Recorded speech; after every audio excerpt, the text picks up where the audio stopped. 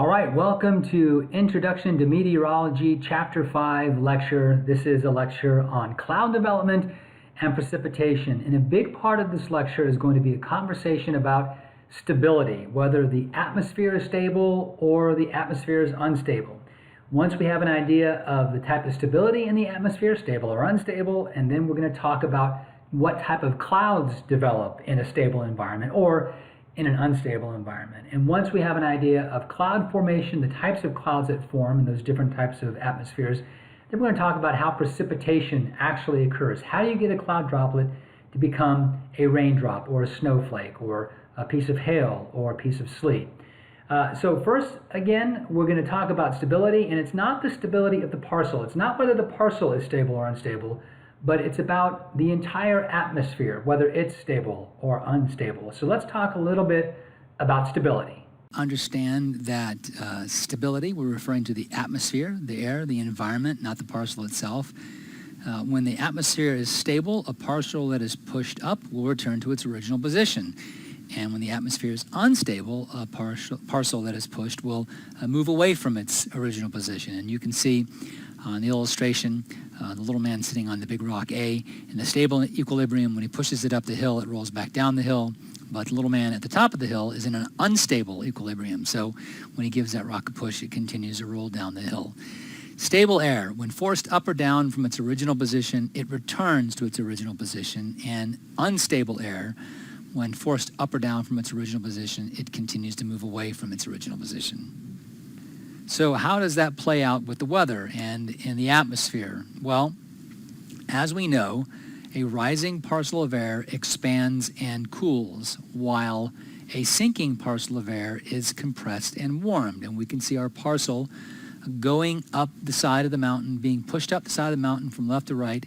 As it goes up in the atmosphere, the pressure lowers. As the pressure lowers, there's not as much pushing in the parcel, so it expands. And as you learn from previous chapters, some of the energy used in pushing out that parcel is required, and it cools the parcel. And as the pressure goes down and the parcel expands bigger, it continues to cool. The opposite, of course, happens when the parcel is forced down the mountain. As pressure increases going down in elevation, the parcel is compressed, and that compression causes the molecules inside the parcel to begin to move more quickly. This process of warming or cooling without an actual exchange of heat is known as an adiabatic process.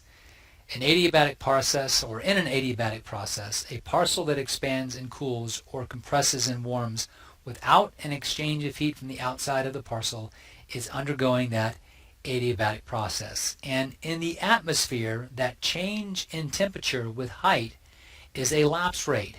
And when the parcel is unsaturated, or the relative humidity is less than 100%, you have an unsaturated air parcel, the change in temperature with height is fixed, and that is known as the dry adiabatic lapse rate. In unsaturated air, the rate of change in temperature with the change in elevation in an adiabatic process is constant, 10 degrees Celsius per 1,000 meters. Also 5.5 degrees Fahrenheit per 1,000 feet, but 10 degrees Celsius per 1,000 meters, that's going to be easier math. All right, so here's the dry adiabatic lapse rate in motion. And here's it happening. You start with the parcel at the surface at 30 degrees Celsius. You force that parcel to rise 1,000 meters. It expands and cools, and in that 1,000 meters, it cools exactly 10 degrees Celsius. You force it up another 1,000 meters, and it cools another 10 degrees Celsius from 20 to 10 degrees. Same thing happens when you push that parcel back down. As you force it down from 2,000 feet to 1,000 feet, compression warms it by 10 degrees. As you force it down from 1,000 feet to the surface, compression warms it to 30 degrees Celsius. All right, so if there is a dry adiabatic lapse rate for unsaturated parcels that have relative humidity less than 100%, then we also have to have a lapse rate for parcels that are saturated at 100% relative humidity, and that would be the moist adiabatic lapse rate.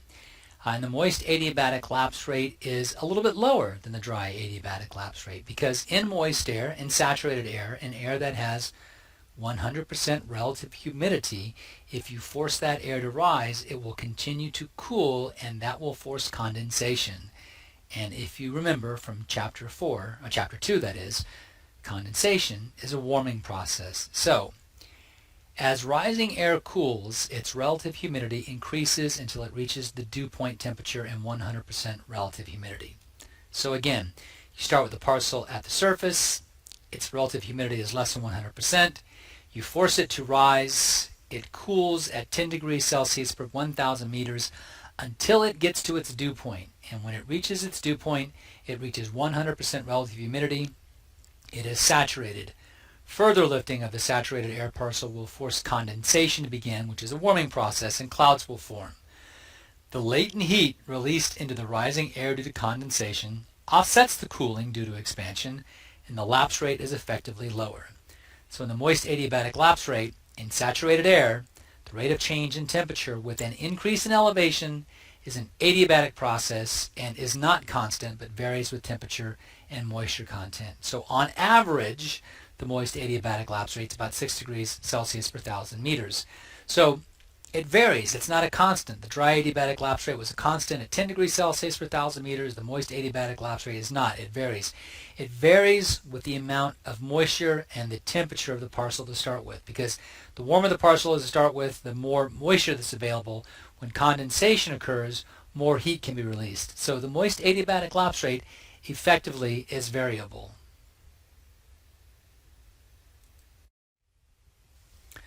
So, atmospheric stability. We determine the stability of the atmosphere by comparing the temperature of the parcel to the temperature of the surrounding air, its environment. If the parcel is cooler than the environment, such as the parcel we see on the left, it's colder, the molecules are moving more slowly, it has less volume, meaning it is more dense, then that parcel will tend to sink. It's more dense, it's heavier than the air around it, and it will tend to sink. Now, if that parcel is warmer than its environment, the molecules are moving more quickly, it's pushed out and it causes the parcel to expand, it's using more volume with the same amount of mass, its density is less, it's less dense, then it is lighter than the air surrounding it, the environment, and it will tend to rise. So, the stability of the atmosphere is determined by comparing the temperature of the parcel to the temperature of the surrounding air. So start with an absolutely stable environment. This is to say that the entire atmosphere, the entire environment is stable. Parcels that are forced up will tend to return to their original position. If they're pushed up, they will tend to sink back down. Why would they do that? Well, only if they're colder than their environment. If the environment and the environmental lapse rate is such that the lifted parcel remains colder than the environment, the parcel will tend to sink. So look at our illustration. We have the environmental lapse rate right down the middle of 4 degrees Celsius per 1,000 meters. Of course, that environmental lapse rate, that's a given. It's stated. It's what it is. It can be different in any location, any place, any time on Earth. The degree to which the temperature decreases with height is a variable thing based on atmospheric conditions. In this case, it's 4 degrees Celsius per 1,000 meters. So it doesn't cool with height very quickly. On the left side, we have the dry parcel. It is less than 100% relative humidity, so it cools at the dry adiabatic lapse rate. On the right side, the blue one, that's the moist parcel. It's 100% relative humidity. It's saturated, so it cools at 6 degrees Celsius per 1,000 meters. And you can see that as the parcel is lifted by what? What's physically lifting that parcel? Well, the helicopter is.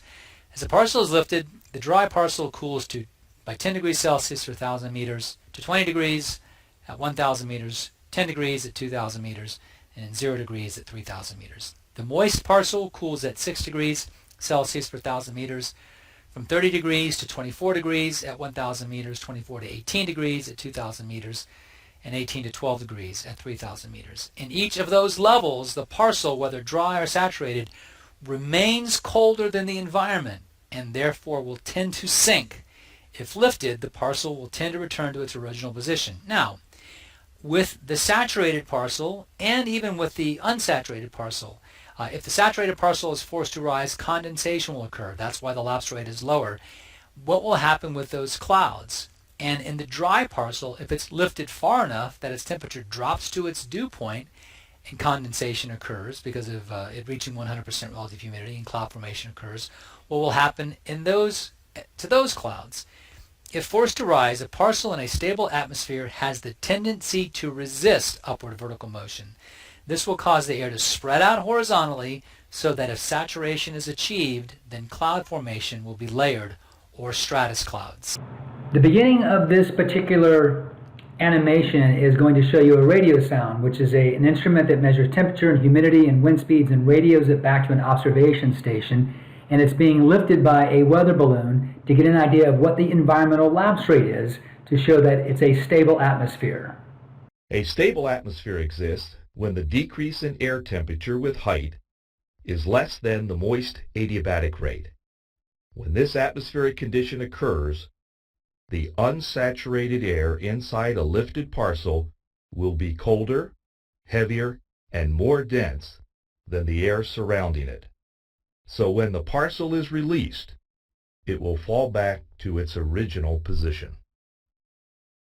So when the atmosphere is absolutely stable, the environmental lapse rate is very small. There's very little cooling that goes on from the bottom of the atmosphere to the top of the atmosphere. And when would that typically be? Well, in the early mornings. It's coolest just before sunrise. That's when the surface is as cool as it's going to get.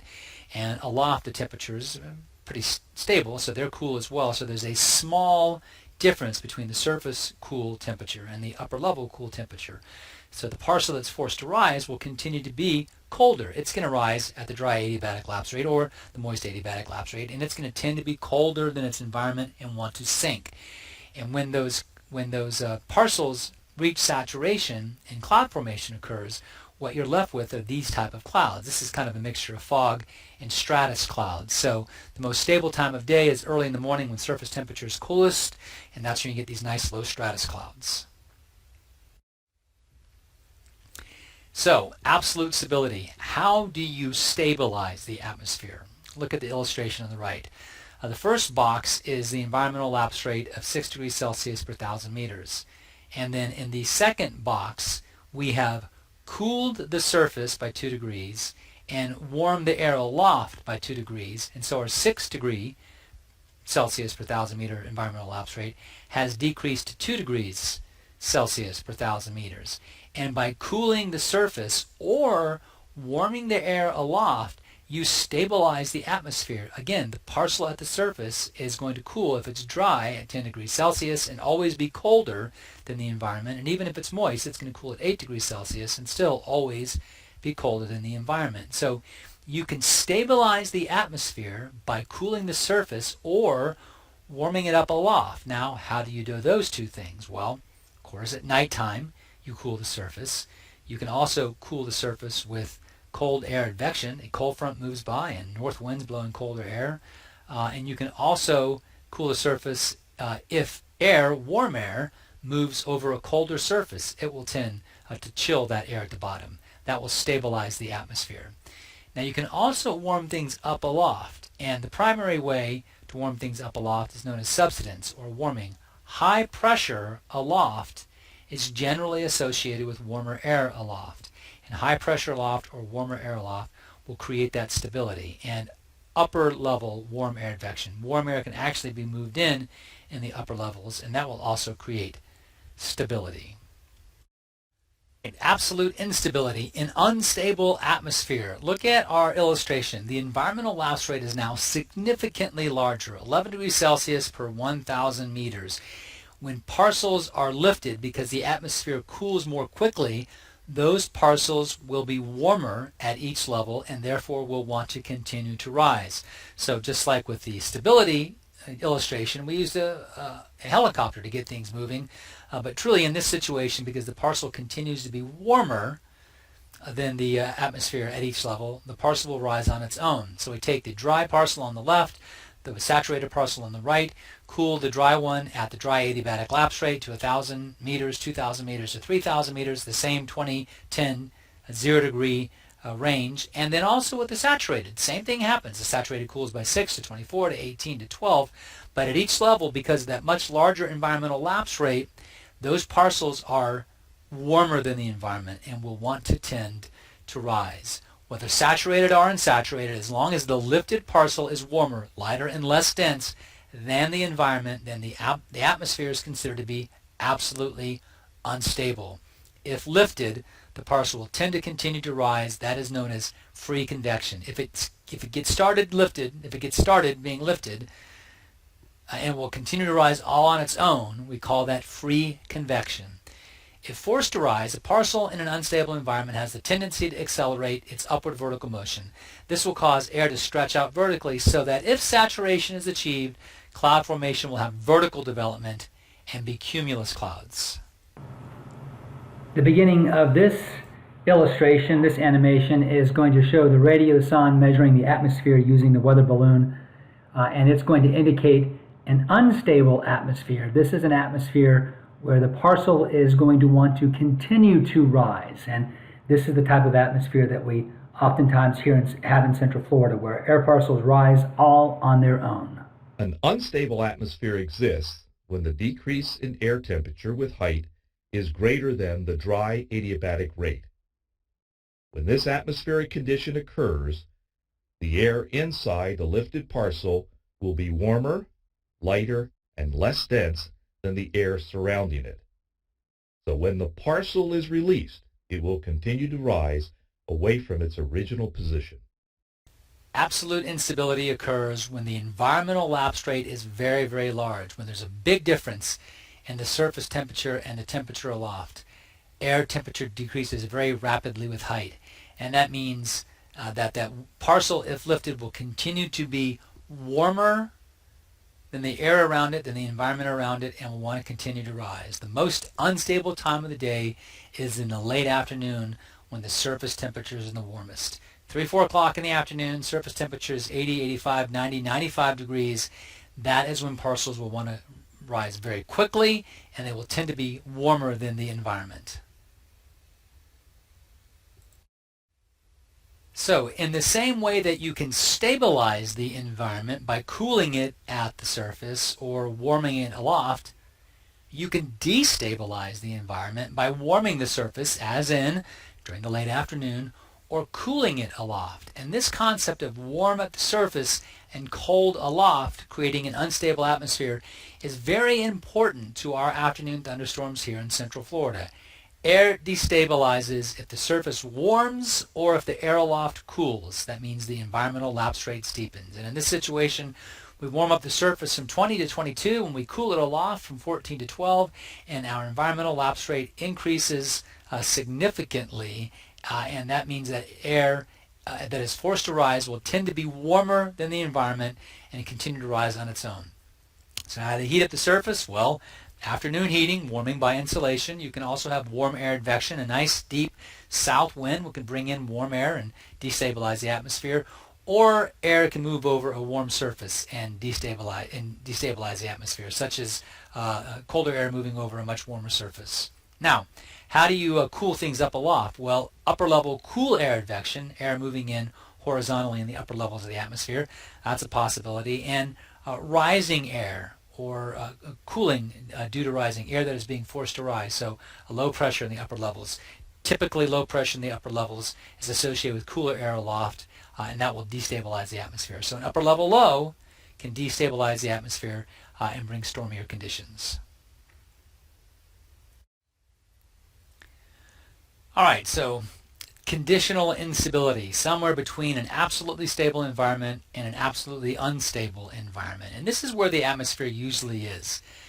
The atmosphere is considered to be conditionally unstable if an unsaturated parcel that is lifted remains cooler than its environment until it reaches its dew point and becomes saturated, when further lifting of the saturated parcel causes it to become warmer than its environment. The environmental lapse rate is less than the dry adiabatic lapse rate, but greater than the moist adiabatic lapse rate. So what is that telling us? Well, look at this parcel. This is a little bit of a different illustration, but our environmental lapse rate over on the left this time is 8 degrees Celsius per 1,000 meters. So the dry parcel at 40 degrees Celsius at the surface, as it is forced to rise to 1,000 meters, it is still cooler than the environment. So it would want to sink. And even up to 2,000 meters, it is cooler than the environment and would want to sink. Now, something that is not defined on this illustration, but we can tell by looking at it, is the dew point of this parcel is 20 degrees Celsius. And we know that because at 20 degrees Celsius, condensation and cloud formation begins to occur. So at 20 degrees Celsius, or 2,000 meters, the parcel is no longer cooling at the dry adiabatic lapse rate. Now it's cooling at the moist adiabatic lapse rate. So you can see on the left-hand side that the red dry adiabatic lapse rate is the cooling rate up to 2,000 meters. Then above it, it's cooling at the wet adiabatic lapse rate because that parcel has achieved saturation. So it's lifted now from 2,000 to 3,000 meters, but the parcel is still cooler than the environment. So we're still in a stable situation. And even from 3,000 to 4,000 meters, the environment is cooler than, or right at 4,000 meters, the same temperature as the environment, the parcel in the environment. So right on up to 4,000 meters, it is still a stable environment. But you'll notice that from 4,000 to 5,000, now the environmental lapse rate is such that the parcel, saturated parcel cooling at the wet adiabatic lapse rate only cools at 2 degrees Celsius. So between 4,000 meters and 5,000 meters, the rising parcel is warmer than the air around it, and so it's an unstable environment. So it's stable from the surface to 4,000 meters, and then unstable from the 4,000 meters all the way up. So the cloud formation at 2,000 meters and at 3,000 meters is stratus, flat, layered clouds, because that air wants to resist upward motion. But once it gets to 4,000 meters, the air begins to rise all on its own. That's that free convection. And then with that upward motion of the air creates those clouds with vertical extent, or the cumulus clouds. So if lifted, the dry parcel will tend to sink until it reaches its dew point, saturation, and becomes warmer than the environment. That is the level of free convection. And in the case of this illustration, that level of free convection is at 4,000 meters. At that point, the parcel begins to rise on its own. If forced to lift, a parcel in a conditionally unstable atmosphere has the tendency to sink until it is forced up to its dew point, saturation, and the parcel becomes warmer than the environment at the level of free convection. At this point, the air will accelerate upward, stretch out vertically, and cloud formation has a vertical development and tends to be cumulus.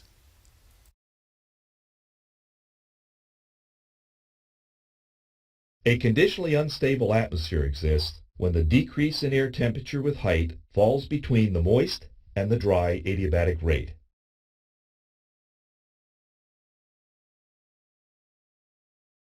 A conditionally unstable atmosphere may become unstable if a rising air parcel becomes saturated and a cloud forms.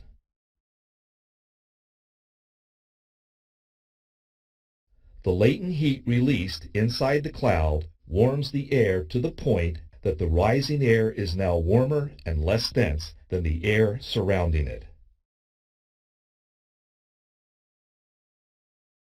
The cloud will continue to build until the rising air inside the cloud becomes the same temperature as the air surrounding the cloud. All right, so we know that cloud formation occurs when an unsaturated parcel is forced to rise until it reaches its dew point. Once it reaches its dew point, it is at 100% relative humidity, and further lifting will cause condensation and cloud formation. If that further lifting occurs in a stable environment, our clouds will be stratus clouds. If that lifting occurs in an unstable environment, then our clouds will be cumulus clouds. What causes that parcel to rise? What causes the lifting? Well, in our illustrations, we had helicopters. Helicopters don't cause air parcels to rise. How does it occur in nature? Most clouds arise as air rises, expands, and cools. The majority of clouds form by one of the following four mechanisms: surface heating, or what's known as free convection or thermals, meaning different heating at different points in the ground. One spot is hotter and the air over that spot tends to rise. You also have uplift over topography. All those pictures you've seen up to now of wind going up and over mountains, that is uplift over topography. This is known as orographic lift. It occurs as air is lifted along topographic barriers. The other way we can lift a parcel is over low pressure, surface convergence. Whether it is an actual low, big red L on the weather map, or it's a frontal boundary. Remember, fronts are elongated areas of low pressure. So the fourth method of lifting is lifting along weather fronts. 4 ways air is lifted: surface heating, orographic lift, low pressure, or frontal lift. So here are the 4 mechanisms to lift air. Upper left-hand side, that's your free convection, the heated surface. The dry parcel rises, less than 100% relative humidity.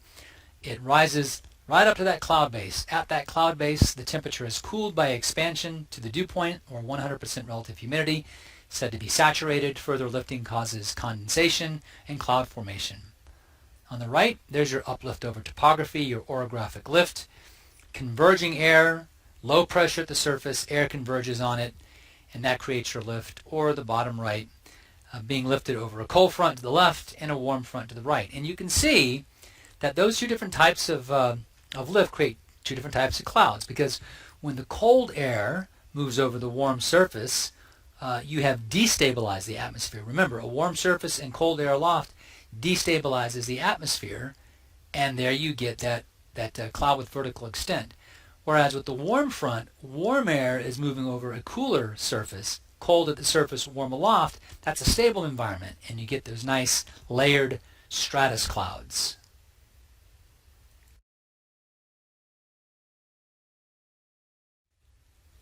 So on this slide, we're going to tie all of this together. We're going to have some orographic lift. That orographic lift is going to produce clouds, perhaps some showers, and what is known as the rain shadow effect. And this is going to tie in dry adiabatic lapse rate and wet adiabatic lapse rate, cloud formation, the whole 9 yards. So let's just look at this picture. The wind is blowing from the west, and so it's going to force the air up the west side of that mountain and then force back down the east side of the mountain. So what happens? At the surface, our air has a 20 degrees Celsius temperature and a 10 degree Celsius dew point. When we lift that parcel orographically to 1,000 meters, the environment has cooled to 12 degrees Celsius, from 20 to 12 degrees Celsius, and the parcel has cooled to 10 degrees Celsius. In addition to the parcel cooling to 10 degrees Celsius, it has now also reached its dew point. So the first 1,000 meters, the parcel cooled at the dry adiabatic lapse rate to 10 degrees Celsius. It's now reached its dew point.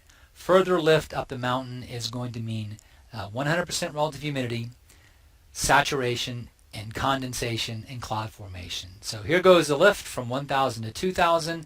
The environmental lapse rate, the temperature drops to 4 degrees Celsius, and the moist adiabatic lapse rate, the parcel drops to 4 degrees Celsius. But I want you to notice something. Not only does the temperature of the parcel drop to 4 degrees Celsius, but the temperature of the dew point also drops to 4 degrees Celsius. So what you have to imagine is the dew point is at 10 degrees Celsius at the surface. That is an absolute measure of the amount of water vapor in the air. But when that water vapor, starting at 1,000 meters, condenses into water droplets, it's no longer water vapor from the air. So while you may be changing it, a change of state from vapor to liquid, from vapor to a cloud, vapor that you can't see to water droplets that form a cloud that you can see, it's still there, but it's no longer in the vaporous form. So the water vapor has decreased. So as the temperature drops from 10 degrees Celsius to 4 degrees Celsius, the dew point also drops to 4 degrees Celsius. Another 1,000 meters of lift, and our temperature drops from 4 degrees Celsius to minus 2 degrees Celsius, and the environmental lapse rates drop now to 4 degrees Celsius. So that parcel is warmer and continues to rise up the mountain, and you can see that not only is the temperature gone from 4 degrees to minus 2, but the dew point has gone from 4 degrees to minus 2. Now, here's the rub. As soon as you begin to push that air down the lee side of that mountain, the moment you begin to push it down, compression warms the air. So if in the first 100 feet, let's say, or 100 meters, the temperature of that parcel warms from minus 2 degrees Celsius to, let's say, minus 1.9 degrees Celsius, The dew point hasn't changed. More moisture has not been put in that dew point. So that dew point is now lower than the temperature, and so now we are no longer saturated. We are no longer at 100% relative humidity. Even if we've only dropped to, let's say, 99.9% relative humidity, we now are warming the parcel at the dry adiabatic lapse rate. So look what happens to the temperature as it goes down 1,000 meters. The temperature goes from -2 Celsius to 8 degrees Celsius, but the dew point remains the same. No additional moisture is put in the air. Another 1,000 meters down, the temperature goes to 18 degrees Celsius. The dew point stays at -2 degrees Celsius. And then another 1,000 meters, the temperature goes to 28 degrees Celsius, actually fairly warm, and the dew point is still at -2 degrees Celsius, very, very, very dry. And so you've taken what was fairly mild and fairly humid air on the left side, the windward side of the mountain, and you've turned it into very warm and dry air on the leeward side of the mountain. And that's why you don't have the rain on the leeward side, and that's where you get your rain shadow. Air forced up the windward side of the mountain cools due to expansion until it reaches its dew point, condensing and forming clouds. As latent heat is converted to sensible heat, a warming process. When the air sinks down the lee side of the mountain, it warms due to compression at the dry adiabatic lapse rate. Air at the surface in the leeward side of the mountain is much warmer and much drier than the air at the surface in the windward side of the mountain, and that is your rain shadow effect. As air rises up along a mountain, it may cool to its dew point, forming a cloud. The release of latent heat inside the cloud warms the rising air. This situation causes the air inside the cloud at the top of the mountain to be warmer than it would be otherwise. Condensation and perhaps precipitation on the mountain's upwind side removes moisture from the rising air so that the rising air at the top of the mountain is also drier. If the rising air at the top of the mountain should descend the mountain's leeward side, it would produce a warm, dry, downslope wind that may replace cold air embedded in low-lying regions. This sinking, warming air may also inhibit the formation of clouds and precipitation, producing a rain shadow effect. At this point, we should understand stability and instability in cloud formation. Cloud formation occurring one more time as the air parcel is lifted with a relative humidity of less than 100%, lifted to its dew point at which it reaches 100% relative humidity, saturation, further lifting, creating condensation and cloud formation. So you have a cloud. So what does that mean? Well, look at this picture. The typical cloud droplet about 0.02 millimeters across, where the typical raindrop is 2 millimeters across. And so we're talking about almost 1,000,000 times larger. So how do we get from cloud droplets to raindrops? Cloud droplets have to get really big, really fast in order for clouds to produce rain. Well, two main processes. One's known as collision and coalescence, and the other is known as the Bergeron process, but more typically known as the ice crystal process. Two methods to get cloud droplets into raindrops big enough to fall from the sky. The first one, of course, the collision-coalescence process. Literally droplets colliding together and coalescing. Coalescing essentially meaning joining together. Droplets suspended in the air will interact with one another, either by colliding and bouncing off of one another because, well, tiny little water droplets have a very high surface tension, or by colliding and combining to form larger droplets. Eventually, the droplets will become large enough that they fall to Earth as precipitation. But the collision-coalescence process 1 is a pretty slow process, and it really does not make up a significant part of precipitation formation because water droplets do have that relatively high surface tension. So in a warm cloud composed of only small droplets, collisions are really less likely as all the droplets are falling and moving at the same slow rate, and most collisions do not result in coalescence due to high surface tension. You have to have larger, deeper, thicker clouds with different sized droplets where some are falling a little bit faster than others to actually get coalescence to occur. So there are some important factors that have to be in place in order to get collision and coalescence to occur. A lot of it has to do with the clouds being clouds of vertical extent or cumulus clouds. Cumulus clouds tend to produce the rainfall where low, warm stratus clouds They may hang there all day long and make the day very gray, but they don't generate a lot of precipitation. So what's important for collision and coalescence? The amount of liquid water content. You've got to be in an area with lots of humidity, so clouds have lots of liquid water. And there's got to be a range in droplet sizes, and that again goes back to that upward vertical motion that creates those clouds of vertical extent. Clouds have to be thick, and the amount of time the droplet spends in the updraft has to be large. So with a updraft, that droplet has to get pushed up for a long time and be able to fall for a long time in order to grow large enough to fall as precipitation. So that requires a strong updraft within the cloud. It helps if there's an electrical charge separation, which we'll talk about later on this semester when we get into lightning. And typically this occurs in clouds with tops that are warmer than 15 degrees below 0 Celsius and 5 degrees Fahrenheit, which you can tell is below freezing.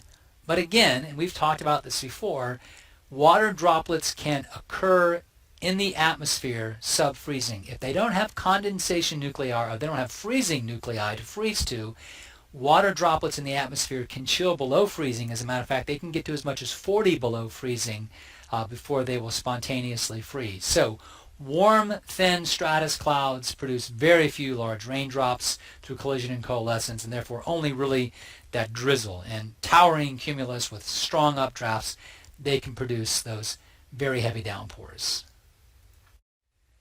So the ice crystal process occurs when there are both ice crystals and liquid cloud droplets coexisting in clouds known as cold clouds, mainly in the middle and higher latitudes. And we find that mixed ice and water layer somewhere above the freezing level in the middle levels of the atmosphere. Now you get way up above the atmosphere, 25,000 feet or higher, and you start to get to a point where there's only ice in the clouds up there. Those clouds are called glaciated. But we're looking at this much larger area in our towering cumulus clouds between the freezing level and 25,000 feet and that mixed ice and water level.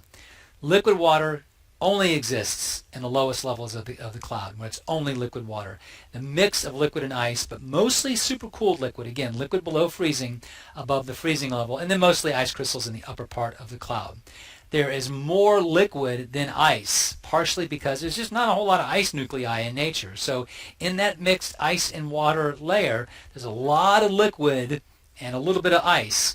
And both the liquid droplets and the ice crystals are too small to fall as precipitation. So how do we get raindrops big enough to fall as precipitation? That's the ice crystal process. Inside a cloud, where temperatures are below freezing, ice crystals may be surrounded by supercooled water droplets. When ice crystals and liquid droplets are close together, water vapor molecules will move from the liquid droplets and deposit onto the ice crystals. This situation causes ice crystals to grow in size while water droplets shrink. When an ice crystal becomes significantly large, it begins to fall. While falling, the ice crystal may grow in size by colliding and sticking to other ice crystals or by colliding with supercooled droplets that freeze on contact. The details of that ice crystal process. The cloud is a saturated environment. If it's a cloud, the relative humidity is 100%, and we have condensation and cloud formation going on. The number of water molecules leaving the surface of water droplets is equal to the number returning, and the number of water molecules leaving the surface of ice crystals is equal to the number returning. Remember, that is the definition of saturation, that there is the same number of molecules leaving the liquid water as exiting the liquid water surface, and the same number of molecules leaving the ice as growing to the ice. That's the definition of saturation. But because it's easier for water molecules to escape the surface of the water droplet than the surface of the ice crystal, the air over the water droplet contains more water vapor molecules. If you remember our chart, it was a while back, on saturation vapor pressure, the saturation vapor pressure over the liquid water was higher than over the ice. There are more molecules around that liquid water than around the ice. And so there's a gradient. There's a gradient with higher numbers of molecules in the air over the liquid and lower numbers of molecules in the air over the ice. And because of that gradient, the molecules travel from the liquid to the ice. So, because it's easier for water molecules to escape the surface of the water droplet than the surface of the ice crystal, the air over the water droplet contains more water vapor molecules. The capacity of the air to hold water vapor molecules is greater than the air above the surface of the ice crystal. Saturation vapor pressure over the water droplet is greater than over the ice crystal. Again, whenever there is a gradient, mass will want to move from higher to lower. If it's a gradient of a hill, skateboard at the top of the hill will go from the high to the low elevation. If it's pressure at the surface, wind will blow from high pressure to low pressure. If it's a gradient between high saturation vapor pressure over water and lower saturation vapor pressure over ice, then water molecules will move from the region of higher vapor pressure to the region of lower vapor pressure, from the droplet to the ice crystal, causing the ice crystal to grow. As water vapor molecules move away from the water droplet, more water molecules can evaporate from the droplet, and the droplet gets smaller. During this process, ice crystals grow at the expense of water droplets. Because of the ice crystal process, much of the rain falling in the middle and northern latitudes, even in the summertime, begins as snow. So again, falling ice crystals may freeze supercooled droplets on contact, producing larger ice crystals.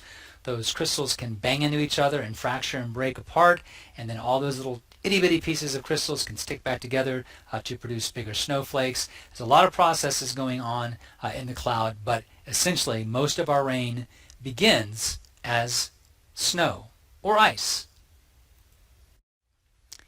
Different types of precipitation: rain, drizzle, virga, snow, and blizzards. Rain is, of course, droplets that are greater than or equal to half a millimeter. Drizzle, then uniform drops that are smaller than half a millimeter. Virga is actually rain falling from the base of the cloud that evaporates before striking the ground. Typically that happens in your drier climates. But you can see the fall streaks. You can see the rain coming out of the cloud and then evaporating. Of course, evaporation is a cooling process. Cool air is heavier. So under those types of storms out west, you get a rush of cold air, and sometimes you get what's referred to as dry microbursts. The very, very cold air rushes the ground, spreads out, creating some damaging winds, but there's no rain that comes with it. Snow, and of course snowflake shape depends on both temperature and relative humidity. And blizzards. And blizzards have little to do with the amount of snow, but much more to do with how much wind is blowing, because the high winds will blow all that fine powdery snow to reduce the visibility to only a few meters. So blizzards are more about the wind blowing snow to reduce the visibility to only a few meters. Your types of frozen precipitation: sleet, which are actually little ice pellets. That is snow that melted to water, then refroze.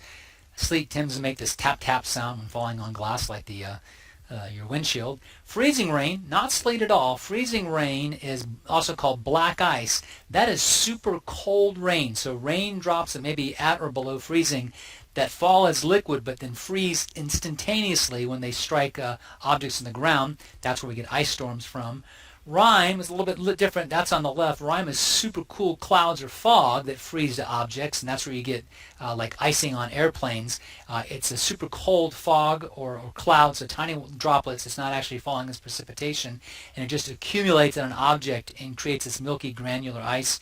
And then graupel are ice particles that have accumulated a heavy coating of rime, which is just a kind of a subtle difference in frozen precipitation. But those different types of frozen precipitation require different temperature profiles. The state of the atmosphere has to be different to get different types of frozen precipitation. Different temperature profiles, the location of the cold and warm air with height and the depth of that cold and warm air with height produce different types of precipitation. Snow requires sub-freezing temperatures throughout the atmospheric profile, while rain requires the lower levels of the above freezing. So look at the illustration on the far left. The entire column of the atmosphere is below freezing. It starts as ice, falls as ice, hits the ground as ice. Where on the right, the upper levels of the atmosphere are below freezing, and then you get a thick, very deep, warm layer where that snow melts to rain. And then in between, you get sleet and freezing rain. And the biggest difference between sleet and freezing rain is that with sleet, you have this deep freezing layer at the surface.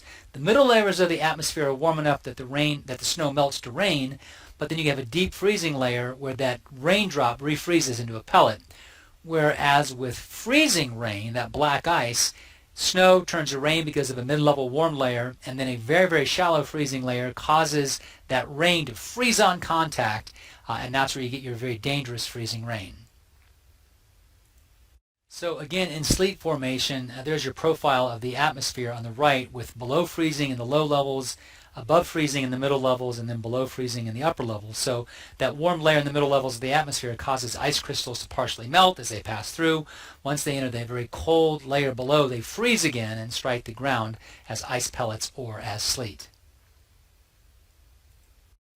Freezing rain now, very dangerous, because the rain falls and strikes asphalt and freezes, and you don't see it. It's clear, it's ice, and so that's where we get this description of black ice, and you have frozen roads, very, very dangerous. But a shallow layer of cold air lies below a layer of warmer air.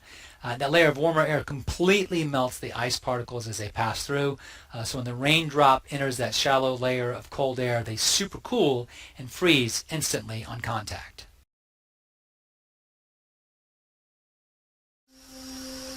Ice storms are not unusual in Canada, coating the landscape with a beautiful shroud of ice.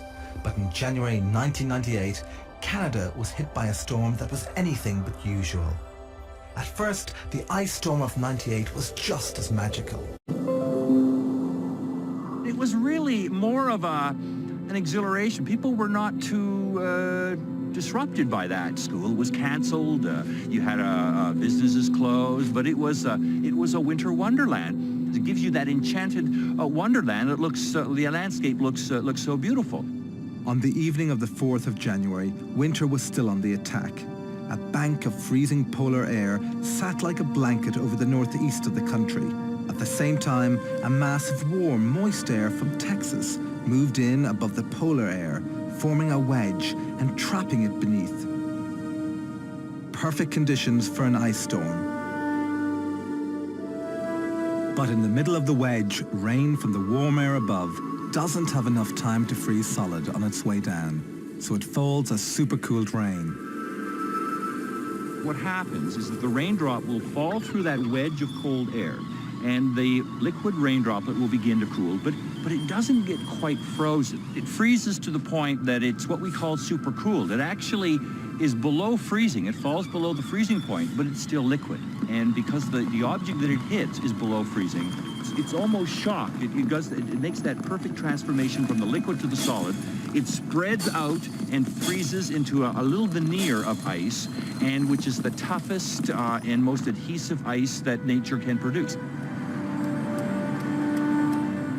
And this ice just kept building up and getting thicker and thicker and thicker, and the wires kept getting bigger and bigger, and all of the trees around, of course, were building up with ice. You could have maybe 4 inches of ice around a small twig. And of course, it's that twig is part of a branch, which is also encased in ice, will all of a sudden have a totally different weight, and it will finally break and fall to the ground.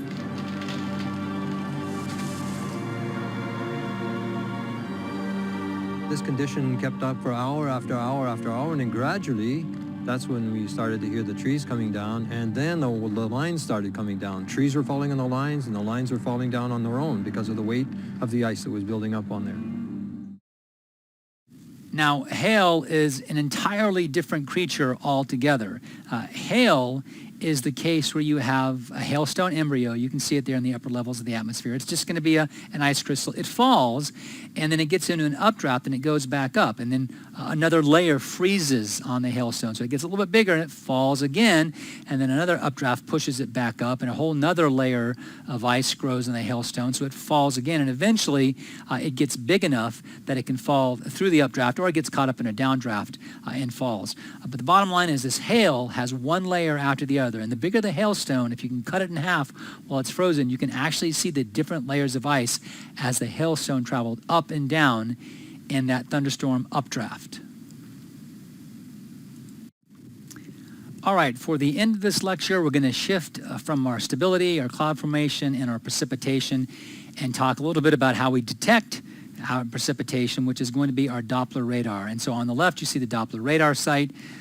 And what you're looking at is a dish that will send out a pulse of electromagnetic radiation. It starts just above the horizon. It sends out a pulse of electromagnetic radiation over 360 degrees.